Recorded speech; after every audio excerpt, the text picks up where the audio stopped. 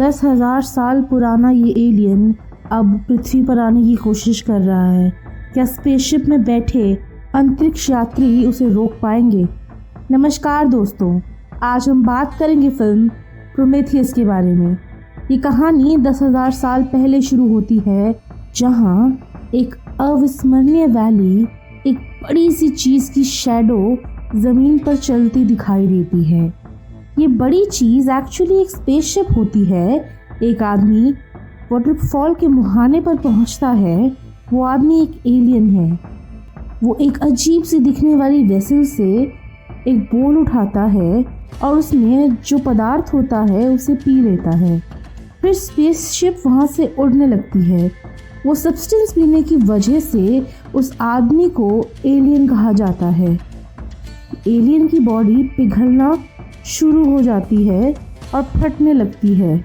उसकी बॉडी का डीएनए भी टूटने लगता है। फिर वो वाटरफॉल में गिर जाता है और उसकी बॉडी पूरी तरह से पानी में डिज़ोल्व हो जाती है और घुलने लगती है। उस एलियन का डीएनए पानी के साथ मिलकर एक नए डीएनए को बनाता है। इसके बाद 10,000 साल बाद के इंसिडेंट को दिखाया जाता है। स्टोरी 2089 में आगे बढ़ती है, जहाँ साइंटिस्ट जो हैं स्कॉटलैंड में एक टीम रिसर्च कर रही होती है, जिन्हें लीड कर रहे होते हैं डॉक्टर हॉलोवे और डॉक्टर शॉ, जिन्होंने एक केव पेंटिंग डिस्कवर की थी जो 35,000 साल पुरानी है और जिसमें दिखाया गया है कि ह्यूमंस एक ह्यूज क्रीचर की पूजा कर रहे हैं और वो ह्यूज क्रीचर एक कॉन्स्टिलेशन की तरफ इशारा कर रहा है। फिर कहानी आगे बढ़ती है। 4 साल बाद 30 लाख करोड़ किलोमीटर दूर अर्थ से एक स्पेसशिप जिसका नाम प्रोमेथियस है।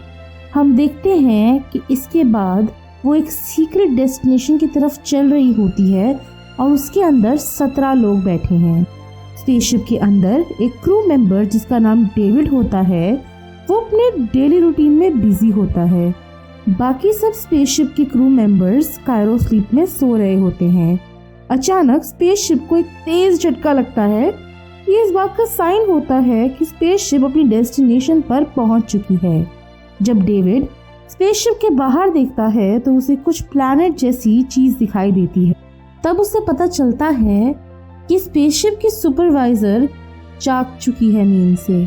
उसके बाद सुपरवाइजर उससे पूछती है कि वो कितनी देर से सो रही थी।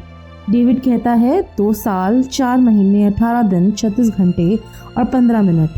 फिर सुपरवाइजर डेविड से कहती है कि वो बाकी सबको भी जगा दे। सुपरवाइजर सबको इकट्ठा करती है और सबको एक 3D होलोग्राम दिखाती है, जिसमें पीटर विलियन, जो विलियन ग्रुप कॉर्पोरेशन के मालिक या फाउंडर हैं, वो अपीयर हो जाते हैं। वो कहते हैं कि मिशन उन्हीं ने स्टार्ट किया था।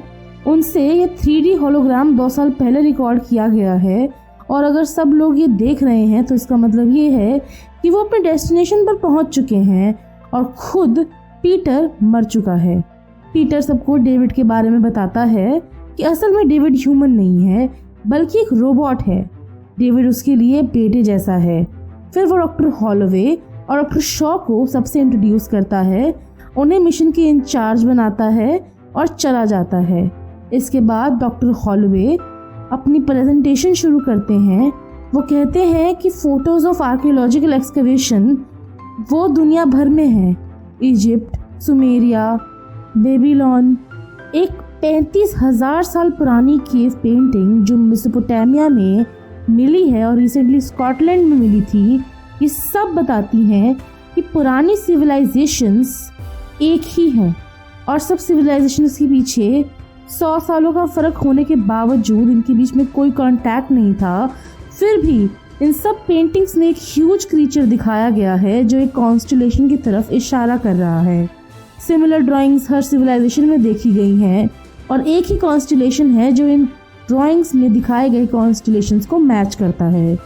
वो गैलेक्सी इतनी दूर है अर्थ से कि एंशिएंट सिविलाइजेशंस उसके बारे में कभी जान नहीं सकती थी।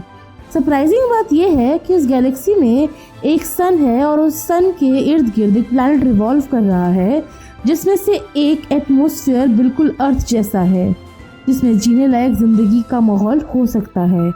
और अभी अभी वो प्लैनेट उसी पर आ पहुंचे हैं फिर डॉक्टर कहते हैं कि जो ये बड़ा ह्यूज क्रीचर है पेंटिंग में दिखाया गया, वो असल में एक एलियन है और वही है जो हम ह्यूमंस को क्रिएट करके गया है। एक तरफ से वो हमारे इंजीनियर हैं जिसने हमें बनाया है, और इन पेंटिंग्स के ज़रिए वो हमें एक मैसेज दे रहे हैं कि आओ और हमें प्लानिटेरियम में ढूंढो। प्रेजेंटेशन ख़त्म होने के बाद डेविड डॉक्टर हॉलोवे और डॉक्टर शॉ को सुपरवाइज़र के चेंबर में ले जाता है। सुपरवाइज़र दोनों डॉक्टर्स को कहती है कि अगर वो इस प्लैनेट पर एलियंस को पाते हैं तो कोई भी उनसे कांटेक्ट करने की कोशिश ना करे। डॉक्टर उसे रीज़न पूछते हैं पर वो उन्हें कुछ नहीं बताती। नेक्स्ट सीट में डेविड और दोनों डॉक्टर्स बात कर रहे होते हैं। डेविड उन्हें बताता है कि उसने लास्ट 2 सालों में कई एंशिएंट लैंग्वेजेस को स्टडी किया है और अब वो उनसे ऑनलाइन बात करने के लायक हो गया है। फिर वो लोग अपने स्पेसशिप को उस लैंड के ऊपर बिल्कुल लैंड करवाने की कोशिश करते हैं और उन्हें एक साफ सतह दिखती है जो शायद असल में नहीं हो सकती बिना किसी के इंटरवेंशन के, तो वहाँ पे वो उसे लैंड करवा देते हैं। तब डॉक्टर हॉलोवे की नज़र स्ट्रक्चर पर पड़ती है। एक डोम टाइप स्ट्रक्चर होता है जो नेचुरल क्रिएशन नहीं लगता। स्पेसशिप का रिक्वेस्ट होता है कि वहाँ लैंड कर लें। एटमॉस्फेयर वहाँ अर्थ जैसा है पर कार्बन डाइऑक्साइड 3% ज़्यादा होती है, इसलिए बिना सूट के बिना 2 मिनट वहाँ पे मौत के बराबर है, इसलिए वो लोग सूट्स में ही रहते हैं। रात होने में कुछ घंटे बचे थे। डेविड और 5 लोगों की टीम एक बड़ा सा ट्रैप लेकर वहाँ से निकलते हैं।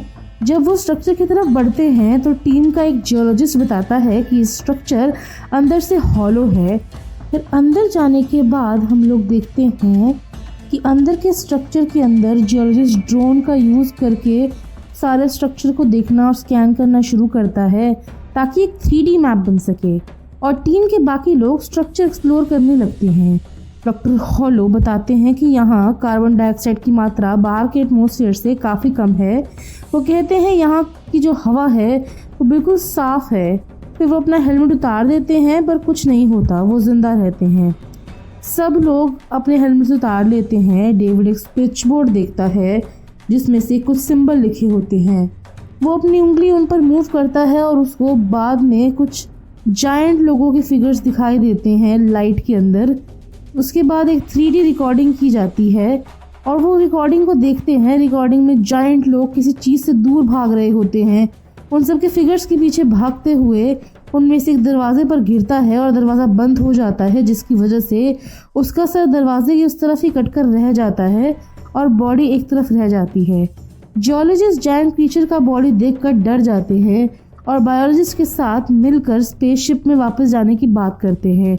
डॉक्टर शॉ कार्बन डाइऑक्साइड की रीडिंग करने की कोशिश करती है। उसके बाद वो देखते हैं कि कार्बन डेटिंग के बाद ये कम से कम 2000 साल पुराना जायंट है जो पहले ही मर गया है। तब तक डेविड अपनी फिंगर स्विच बोर्ड पर फिर से रखता है और एक दरवाज़ा खोल देता है। दरवाजे की दूसरी तरफ उस क्रीचर का सर पड़ा मिलता है और एक बड़ी सी स्टैचू होती है। एक जायंट फेस के रूम में कई स्ट्रेंज पेन्स पड़े होते हैं और वो बहुत स्कैटर्ड होते हैं। ज़मीन पर कुछ अर्थवॉर्म्स होते हैं और छत पर एक बड़ी सी पेंटिंग बनी होती है। जैसे ही वो रूम में एंटर करते हैं रूम बदलने लगता है। पेन्स वहाँ पिघलने लगते हैं और उनमें से एक ब्लैक लिक्विड निकलने लग जाता है। सीलिंग पर बनी हुई पेंटिंग भी ख़राब होने लगती है। डॉक्टर शॉ को रियलाइज़ होता है कि रूम का टेम्परेचर उनके आने की वजह से बदल गया है। वो सबको जल्दी से वहाँ से निकलने के लिए कहती है। वो इरेन का सर अपने साथ लेने जाना चाहती है और एक बड़े पॉलीथीन बैग में डाल लेती है। कैप्टन सबको इन्फॉर्म करता है कि एक स्टॉर्म अपने तरफ आने वाला है और वो सब जल्दी से स्पेसशिप में वापस चले जाते हैं। डॉक्टर जो हैं डेविड वहाँ पे टाइम मांगते हैं सुपरवाइज़र से, लेकिन वो उन्हें 15 मिनट का वक्त ही देती है। इसके बाद हम देखते हैं कि स्पेसशिप का दरवाज़ा बंद होने के लिए सब लोग तैयार हो जाते हैं। इधर डेविड सबसे छुप के वो स्ट्रक्चर में पहुँचता है। उससे पहले एक सिलेंडर जो ब्लैक लिक्विड वाला होता है उठा लेता है। दूसरी तरफ हम देखते हैं कि वहाँ पे डेविड एक सीक्रेट रूम में जाता है जो सुपरवाइज़र से मिलता है। सुपरवाइज़र डेविड के सूट में लगाए गए कैमरा के ज़रिए सब देख रहा होता है। रूम के चारों तरफ हज़ारों पिन्स सही तरह से रखे हुए हैं। फिर डेविड एक रूम में देखता है। जैसे ही वो उस रूम में एंटर करता है डेविड अपने आप को देखता है और कैमरा बंद कर लेता है। वो रूम इंजीनियर का स्लीपिंग चेम्बर था।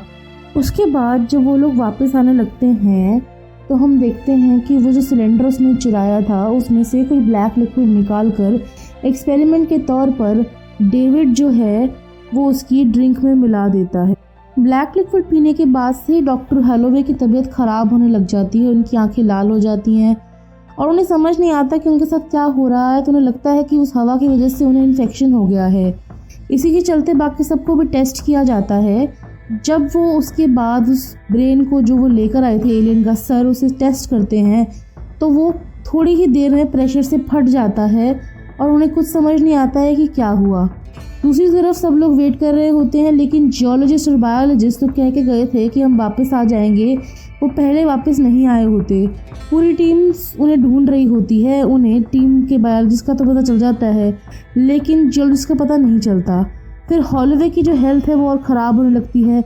सब तुरंत वहाँ से स्पेसशिप की तरफ निकलने की कोशिश करते हैं, क्योंकि वो अब दोबारा वापस बार बार नहीं जा सकते अंदर उस अजीब सी क्रिएशन के। उसके बाद हम देखते हैं कि डेविड जो है वो इंजीनियर की स्लीपिंग चेम्बर में मौजूद कंट्रोल पैनल पर कुछ बटन प्रेस करता है, जिससे एक 3D रिकॉर्डिंग शुरू होती है। वो रिकॉर्डिंग देखकर डेविड समझ जाता है कि इंजीनियर ज़मीन पर जाने वाला है। फिर अचानक रिकॉर्डिंग बंद हो जाती है और इंजीनियर के बाद डेविड को ये पता चलता है कि इंजीनियर में से एक भी अब जिंदा है और लंबी गहरी नींद में सो रहा है। जब डॉक्टर हॉलवे उसकी टीम स्पेसशिप पर जाने लगते हैं, डॉक्टर हॉलवे की शक्ल बदलने लगती है। जैसे जैसे इन्फेक्शन फैलता है वो सुपरवाइज़र उसे स्पेसशिप में आने से रोकती है। डॉक्टर हॉलवे समझ जाते हैं कि वो अब इन्फेक्शन का शिकार हो गए हैं और सबके लिए खतरनाक बन गए हैं। इसलिए वो सुपरवाइज़र की तरफ चलते हैं और चिल्लाते हैं कि उसे मार देना चाहिए। जब डॉक्टर हॉलवे सुपरवाइज़र की तरफ आते हैं तो वो उसे रोक लेती है। डॉक्टर हॉलवे को वो वहाँ पे जला देती है। डॉक्टर हॉलवे को जलते देखकर डॉक्टर शॉ बहुत ज़्यादा रोने लग जाती है। उसके बाद कैप्टन उसे पकड़ लेता है और उसे बेहोश कर देता है। तब डॉक्टर शॉ होश में आने के बाद उसे पता चलता है कि वो प्रेग्नेंट है। डेविड उसे बताता है कि वो 3 मंथ्स प्रेग्नेंट है, लेकिन ये पॉसिबल नहीं है क्योंकि वो 3 महीने पहले तो सो रही थी और 10 घंटे पहले तक तो ऐसा कुछ था ही नहीं। उसके बाद हम देखते हैं कि 3 महीने से वो इंजीनियर के स्लीपिंग चैम्बर में ही थी। सबसे बड़ी बात ये कि उसे कहा गया था कि वो कभी माँ बन ही नहीं सकती, तो ये कैसे हुआ। डेविड उसे बताता है कि ये नॉर्मल प्रेगनेंसी नहीं है। डॉक्टर शॉ उनसे मदद मांगती है और कहती है कि उसके पेट से उस फीटस को बाहर निकाल दिया जाए। डेविड बिल्कुल मना कर देता है कि उनके पास ऐसा कोई डॉक्टर नहीं है जो इस तरह का ऑपरेशन कर सके। फिर डेविड उसे एनेस्थेटिक इंजेक्शन देकर बेहोश कर देता है। जैसे ही वो होश में आती है वो अपने आप को बचाने के लिए सुपरवाइज़र के चैम्बर की तरफ भागती है और वहाँ पे पड़े मेडिकल पॉट के अंदर अपने आप को ऑपरेट करने की कोशिश करती है। जैसे ही वो वहाँ पर जाती है, कैप्टन को सिग्नल मिलता है कि जियोलॉजिस्ट स्पेसशिप के बाहर खड़ा है। जब लोग बाहर जाते हैं तो उन्हें देखने के लिए, तो वो जियोलॉजिस्ट बैडली इन्फेक्टेड होता है और सब पर अटैक करना शुरू कर देता है और वो कई क्रू मेंबर्स को मार देता है। कैप्टन उसे मार देता है और किसी तरह से उसकी मौत का सामना करता है। जब वो भाग रहा होता है, शॉ स्पेसशिप के उन हिस्सों तक पहुँच जाता है जहाँ पीटर विलियन हाइबरनेशन में रखा गया था। उसे अभी भी सोता हुआ जगाया गया था ताकि वो इंजीनियर से मिल सके जिसे डेविड ने जिंदा पाया था। एक्चुअली पीटर विलियन ने इस मिशन के अंदर पैसे इसलिए लगाए थे ताकि वो अपने क्रिएटर यानी इंजीनियर से मिल सके और उसे अमर होने का तरीका पूछ सके। डॉक्टर शॉ भी उसके साथ इंजीनियर से मिलने के लिए तैयार थी। फिर कैप्टन आता है और उसे बताता है कि प्लैनेट किसी इंजीनियर का घर नहीं, शायद ये उनका मिलिट्री बेस है जहाँ वो वेपन्स बनाते हैं और वो लिक्विड शायद कोई बायोलॉजिकल वेपन है जो उनके कंट्रोल से बाहर चला गया है। सुपरवाइज़र जो असल में पीटर विलियम की बेटी है, पीटर से इंजीनियर से मिलने के खिलाफ होती है क्योंकि उसका सोचना है कि उसके लिए खतरनाक हो सकता है, लेकिन पीटर उसकी बात नहीं सुनता। फिर डॉक्टर शॉ डेविड से पूछती है कि अगर पीटर को कुछ होता है तो प्रोग्रामिंग कौन करेगा। डेविड कहता है कि फिर वो आज़ाद हो जाएगा। फिर डेविड डॉक्टर शॉ को दूसरे लोगों के साथ टिम्बर में छोड़कर स्लीपिंग चेम्बर में ले जाता है। कैप्टन केव की तरफ उन्हें ढूंढता है। जब डेविड केव का 3D मैप एनालाइज करता है तो उसे समझ में आता है कि वो केव असल में खास है। दूसरी तरफ डेविड सबको बताता है कि वो सब इंजीनियर्स अर्थ पर जाने के लिए तैयार थे, लेकिन कुछ गड़बड़ी होने के कारण वो यहीं पर रह गए। ये असल में ज़मीन पर नए जीवन की शुरुआत हो जो अगला क्रिएशन करने जा रहे हैं। इस क्रिएशन से पहले का जीवन खासतौर पर इंसानों के लिए ख़त्म करने वाला है। हम दूसरी तरफ देखते हैं कि उस मेडिकल चेम्बर के अंदर उस फीटस को जब वो बाहर निकालती है तो वो एक अजीब से ऑक्टोपस में कन्वर्ट होने लगता है, इसीलिए वो उसे बंद कर देती है और वहाँ से भाग आती है। फिर डेविड इंजीनियर से पूछता है कि बुढ़ापे के बाद मौत का कैसे बचाया जा सकता है उसे। तो इंजीनियर प्यार से डेविड के सर पे सहलाता है और कहता है कि सब कुछ ठीक हो जाएगा। पर फिर अचानक से डेविड का सर काट देता है और बाकी सबको मार देता है। सिर्फ डॉक्टर शॉ है जो अपनी जान बचाकर वहाँ से निकल पाती है। फिर एलियन अपने साथ सीट पर बैठ जाता है और ज़मीन से उठाकर उस स्पेसशिप को उड़ाने लगता है ताकि वो इंसानों को ख़त्म कर सके और अपने अधूरे मिशन को पूरा कर सके। डॉक्टर शॉ ये सब कुछ देख रहे होते हैं और वो भागकर स्पेसशिप के अंदर बताते हैं कैप्टन को ये सब कुछ होने वाला है। कैप्टन कहता है कि इसकी स्पेसशिप वॉर नहीं है, लेकिन डॉक्टर शॉ कैप्टन से कहती है कि किसी भी हालत में उन्हें इंजीनियर को ज़मीन पर जाने के लिए रोकना होगा। कैप्टन तुरंत अपने क्रू को सुपर इंजन को ऑन करने के लिए ऑर्डर देता है। कैप्टन सुपरवाइजर से कहता है कि वो अपनी स्पेसशिप शुरू करे ताकि स्पेसशिप बुलेट की तरह तेज़ हो सके। सुपरवाइजर कहती है कि उसमें से कोई भी इतना भी फास्ट नहीं कर सकता, ये स्पेसशिप उसकी है और उसे यहाँ पर वो चलाएगी। लेकिन कैप्टन कहता है कि उसका लाइफ चेम्बर सरफेस पर है जहाँ वो 2 साल तक जी सकती है। सुपरवाइजर तुरंत भागती है और लाइफ को चेम्बर चलाने के लिए कहती है। कैप्टन भी बाकी क्रू मेंबर्स को लाइफ चेम्बर में जाने के लिए निर्देश देता है, लेकिन कोई और नहीं जाता। सब कैप्टन के साथ ज़मीन पर चलना चाहते हैं। उसके बाद हम देखते हैं कि वो खुशी से अपनी जान देने के लिए तैयार हो जाते हैं स्पेसशिप को बचाने के लिए। दूसरी तरफ इंजीनियर की स्पेसशिप उड़ने लगती है। कैप्टन पहले वाली बोट को स्पेसशिप से अलग कर देता है और उसे सरफेस पर रिलीज़ कर देता है और फिर सुपरवाइज़र को भी सरफेस पर रिलीज़ कर देता है। जैसे ही सुपर इंजन प्रोमीथियस शुरू होता है, वो इंजन के साथ इंजीनियर स्पेसक्राफ्ट में टकरा जाता है हाई स्पीड पर। एक बड़ा एक्सप्लोजन होता है, पूरा स्पेसक्राफ्ट डिस्ट्रॉय हो जाता है और सारे तरफ सितारे गिर पड़ते हैं। गिरते वक्त वहाँ पर वो कुछ डॉक्टर शॉ के ऊपर लगने वाला होता है, लेकिन वो बच जाती है। सुपरवाइज़र मर जाता है, लेकिन एक रॉक इम्पैक्ट से डॉक्टर शॉ को चोट लग जाती है। सिर्फ 2 मिनट का ऑक्सीजन उसके ऑक्सीजन सिलेंडर में बचा होता है। वो कैप्टन से रिजेक्ट की गई लाइफ बोट पर जाती है और ऑक्सीजन के लिए वहाँ पर ढूंढ रही होती है। वहाँ पर एक पैरासाइट देखती है, वो खाली पोर्ट पे से निकल रहा होता है। वही पैरासाइट होता है जिसे उसने जन्म दिया था।